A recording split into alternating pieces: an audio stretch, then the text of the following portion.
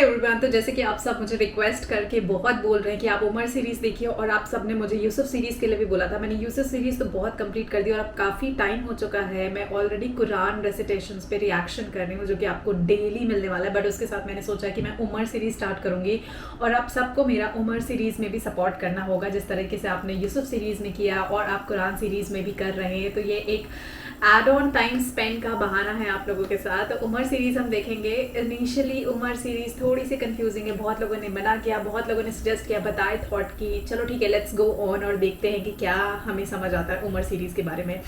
तो बिना देरी किए हम उमर सीरीज़ का एपिसोड नंबर 1 पार्ट 1 स्टार्ट करने जा रहे हैं। आप सब ज़रूर देखिएगा और मुझे ज़रूर बताइए कि उसमें क्या हो रहा है, कि अगर मुझे कहीं पे भी कंफ्यूजन है, क्योंकि first episode I am sure मुझे नहीं समझ में आने वाला, बट बहुत इंटरेस्टिंग होने वाला है। तो जिसने भी उमर सीरीज सजेस्ट किया है, थैंक यू सो मच कि आपने ये सीरीज सजेस्ट किया। और मैं काफ़ी टाइम से एक नई सीरीज़ के लिए एक्सप्लोर आउट कर रही थी बट समझ नहीं आ रहा था।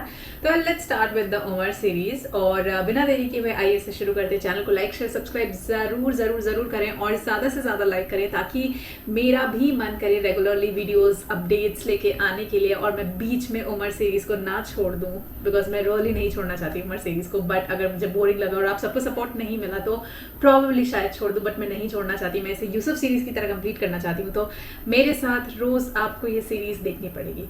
आइए शुरू करते हैं इसे।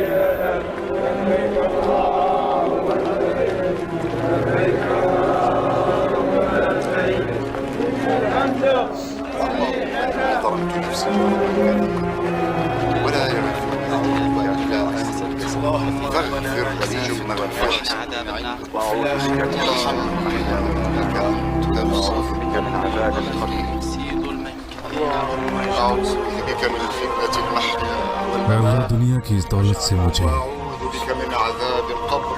ना तो इतना ज़्यादा अता करना कि मैं अपनी हदों को भूल जाऊं, और ना इतना कम अता करना कि मैं अपनी जिम्मेदारियों से गाफिल हो जाऊं।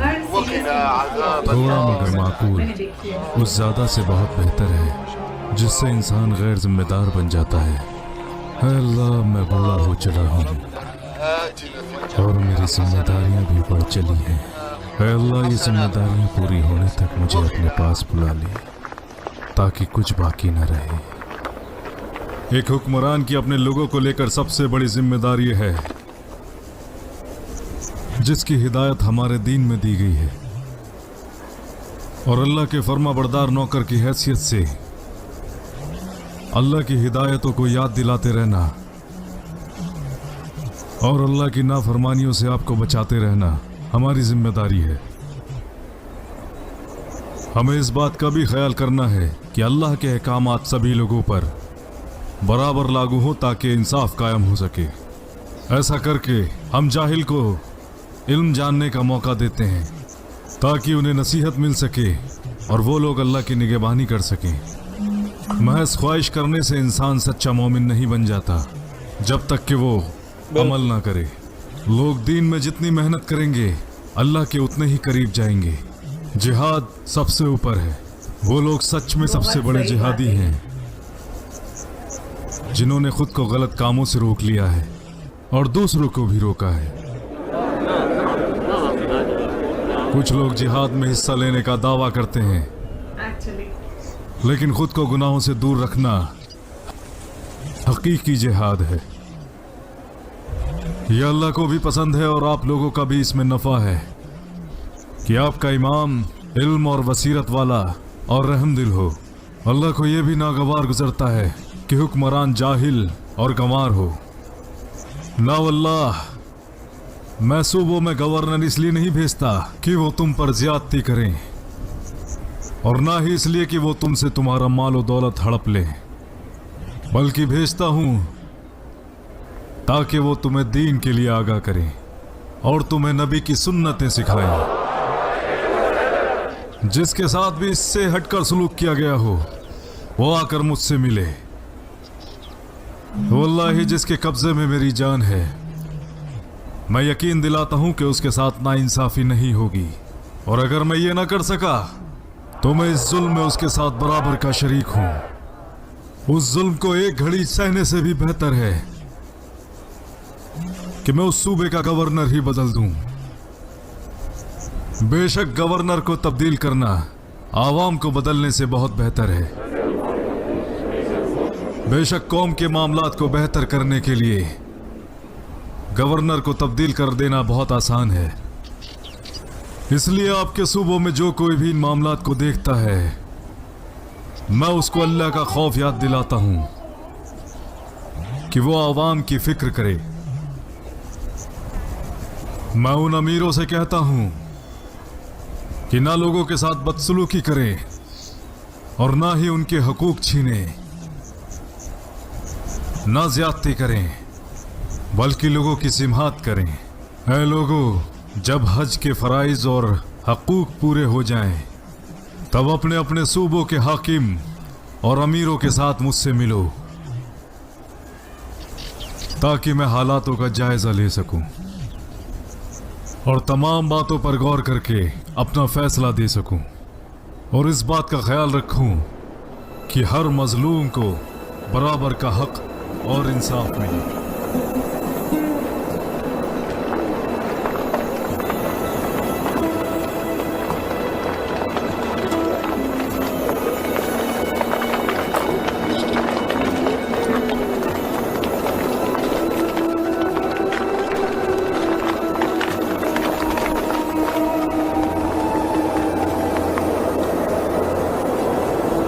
क्या हम यहाँ रुकेंगे या अमीरुल मोमिनीन?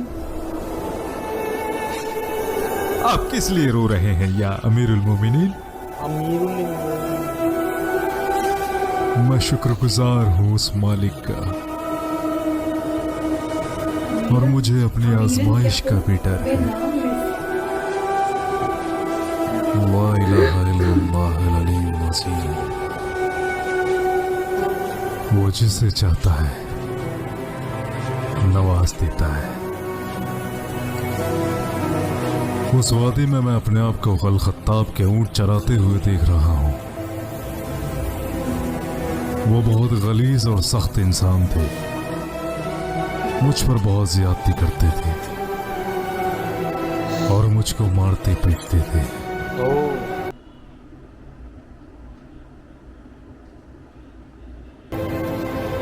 आज मेरे और अल्लाह के दरमियान कोई भी नहीं है।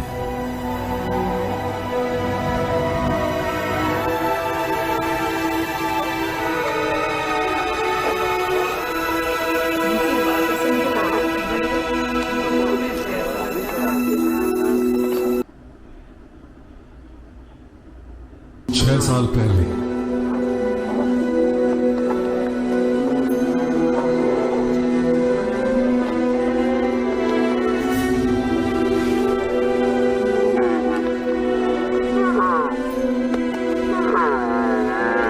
पहले का है। पिछली सीरीज में बता नहीं देता कितना टाइम कैसे गुजर रहा है। काफी पुराना है,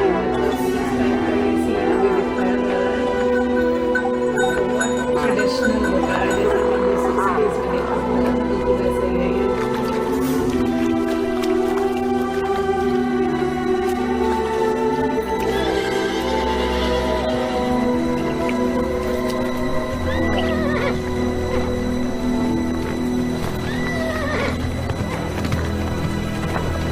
क्या हम यहाँ जानवरों को पानी पिला सकते हैं जवान? कौन हो आप लोग? हम खुजा कबीले से हैं।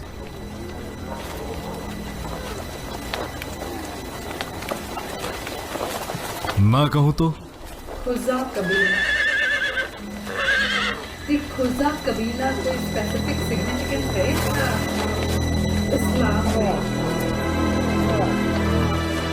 हम चले जाएंगे, शायद कोई करीम इंसान हमसे कहीं टकरा जाए। एक शरीफ इंसान प्यार से मांगी चीज को कभी मना नहीं करता। जब मेरे ऊंट पानी पी ले तब अपने ऊँटों को यहाँ ले आना। तुम्हारा खैर मकदम है। तुम्हारा नाम क्या है जवान? उमर। उमर इब्न अल खत्ताब। कुरैश की कौन सी कौम? कैसे जानते हो मैं कुरैशी हूँ? कुरैशी चेहरे तो कोई भी पहचान सकता है। आदि कबीला, रहमदिल और शरीफ कौम। यही है ना जो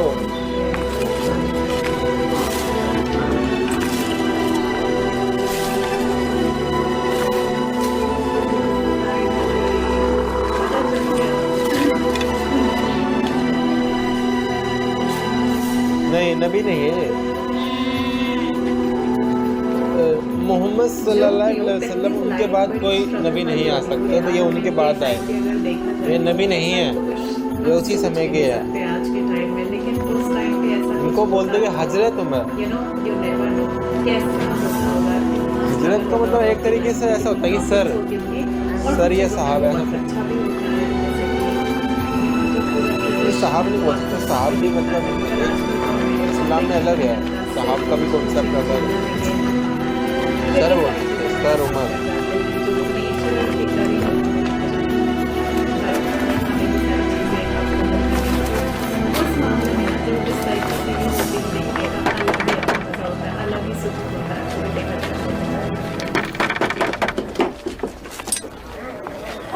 खाल आपके जलाने के लिए कुछ लकड़ियां लाया था, अंदर लाऊं? सुनो, पहले अंदर आ जाओ, पहले कुछ खा लो। जब तक ये सारी लकड़ियां बाकी लोगों तक ना पहुंचा दूं मैं खाना नहीं खाऊंगा। और फिर मुझे ऊँटों के पास वापस भी जाना होगा, वरना अब्बा नाराज हो जाएंगे। तुम्हारे अब्बा तुमसे बहुत काम लेते हैं, मैं उनसे बात करूंगी। मैं काम से बिल्कुल नहीं घबराता, इससे शरीर मजबूत रहता है। वो तो तुम हो ही बेटा। अल्लाह ताला तुम्हें खूब सलामती और तरक्की दे। कितनी केयरिंग है। जरा एक सुनो।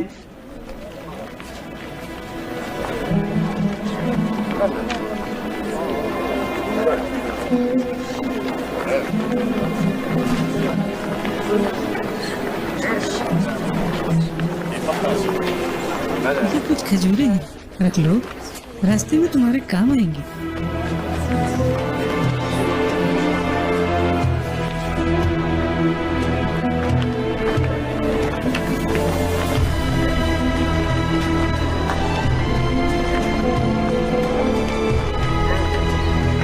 जो स्टार्टिंग अभी तो थोड़ा थोड़ा समझ में आ रहा है। अब मतलब ये कौन है, बस ये पता चल जाए ना कि अभी तो ऐसा लग रहा है कि ये कोई अनाथ है।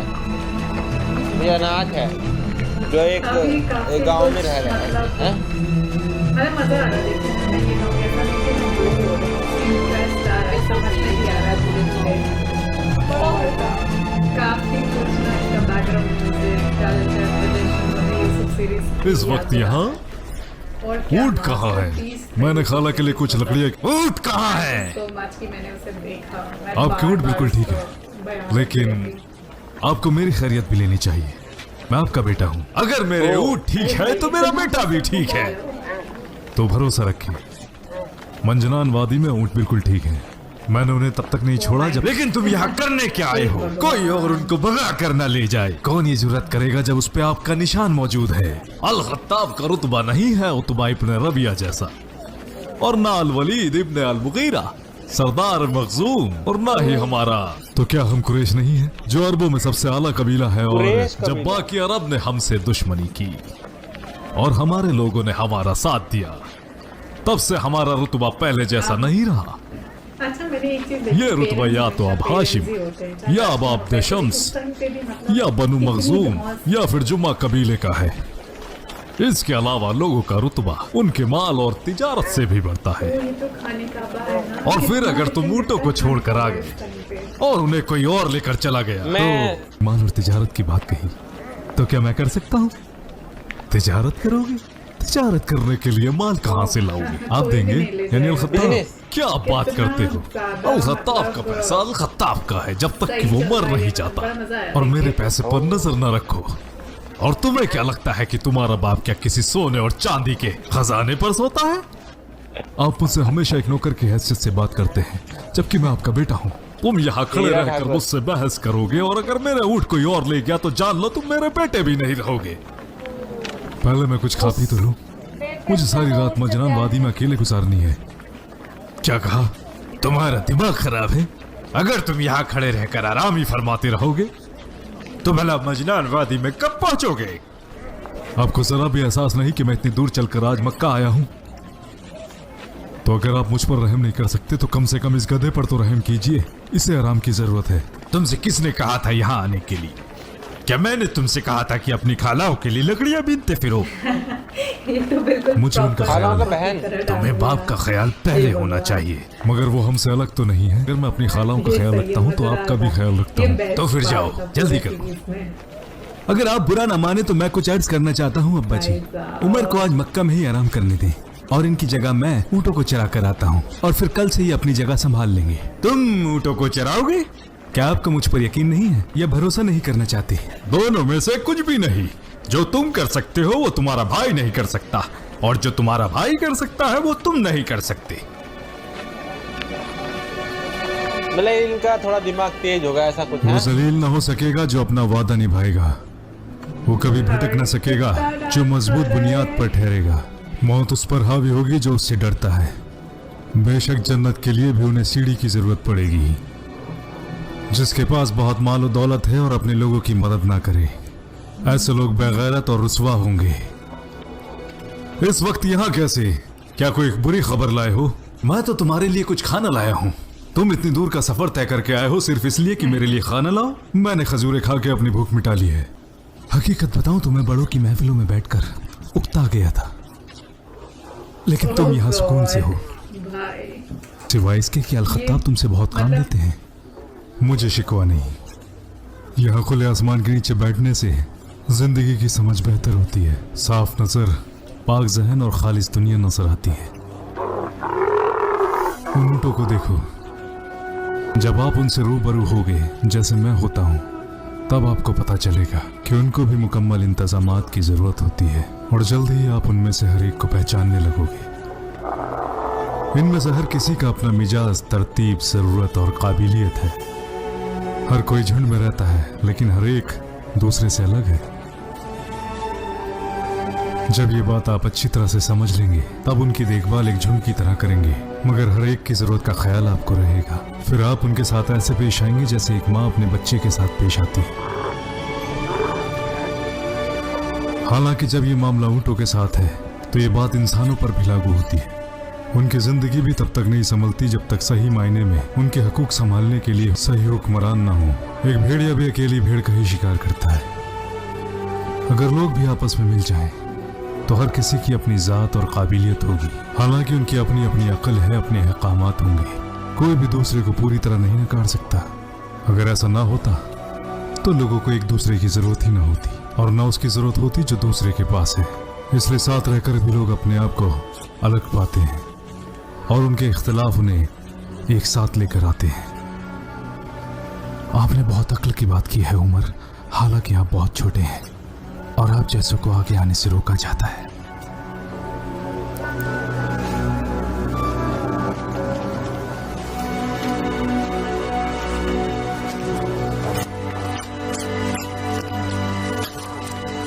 ये क्या है? आपने ही तो कहा था कि आपको तिजारत करना पसंद है। कुरैश का एक कारवां वो शाम जा रहा पैसे दे है। रहे जाओ बिजनेस और के अपने लिए। ख्वाबों को पूरा करो, और जब वापस आओ तो मुझे बताना वहाँ के खेत, महल और खूबसूरत औरतें। इसका फर्स्ट पार्ट हम यहाँ पे एंड कर रहे हैं, क्योंकि बहुत बड़े बड़े एपिसोड्स होते हैं और डिफिकल्ट होता है इन्हें अपलोड करना। तो मैं इन्हें पार्ट वाइज देखूंगी, और पार्ट वाइज में आई थिंक वो अंडरस्टैंडिंग भी बेटर आती है, मज़ा भी और आता है। थोड़ा टाइम ज़रूर लगता है, बट ठीक है। तो जैसे कि हमने देखा, हम आई थिंक इन्हें हज़रत उमर करके पूरी सीरीज़ में बोलेंगे, बिकॉज ये कोई पैगंबर तो थे नहीं, but I think we should call them हज़रत उमर के साथ हमें एड्रेस करना चाहिए। मुझे इतना ज़्यादा नॉलेज नहीं है, बट अगर कुछ गलती हो जाती तो please do correct me and please बुरा मत मानिएगा, बिकॉज इंटेंशन ऐसा कुछ नहीं है, जस्ट दैट पता नहीं है। तो हज़रत उमर करके मैं इन्हें पूरी सीरीज़ में डिनोट करूँगी, अगर कुछ और कह सकते हैं तो आप मुझे बता सकते हैं।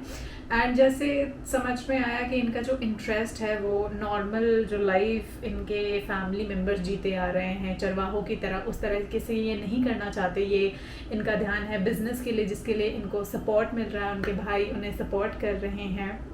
और उस टाइम पे मुझे लगता है यही एक पूरा फैमिली बिजनेस होता था चरवाहों की तरह, जैसे कि हमने इस चीज़ को यूसुफ सीरीज़ में भी देखा था। वहाँ पे भी इसी तरह का पूरा का पूरा कबीला जो नबी का था, याकूब नबी का, वो पूरा का पूरा कबीला जो है वो सिर्फ चरवाही वाला काम करता था। तो वही चीज़ बिल्कुल यहाँ पे भी आई थिंक ऑलमोस्ट वही टाइम पीरियड, वही एरा है, इसलिए सारी चीज़ें कॉमन है। मगर मुझे लगता है हज़रत उमर इसमें थोड़े से अलग थे, उनका इंटरेस्ट थोड़ा डिफरेंट था, और ये इंटरेस्ट उन्हें कहाँ तक लेके जाता है ये देखेंगे हम आगे की सीरीज़ में। तो बने रहिए मेरे साथ और चैनल को लाइक शेयर सब्सक्राइब ज़रूर करें, ज़्यादा से ज़्यादा लाइक करें एंड सपोर्ट करते रहें, सो दैट मुझे पता हो कि आपको भी देखने में ये मज़ा आ रहा है, आपको भी मेरे साथ इंटरेस्ट आ रहा है इस सीरीज़ में। और अगर आपने ये सीरीज़ नहीं देखी है तो then this is a one time watch series for sure. तो मैं मिलती हूँ आपसे अगले पार्ट के साथ, तब तक के लिए जय हिंद, नमस्ते, सत श्री अकाल, खुश रहिए, मुस्कुराते रहिए और अपना ध्यान रखिए, बाय बाय।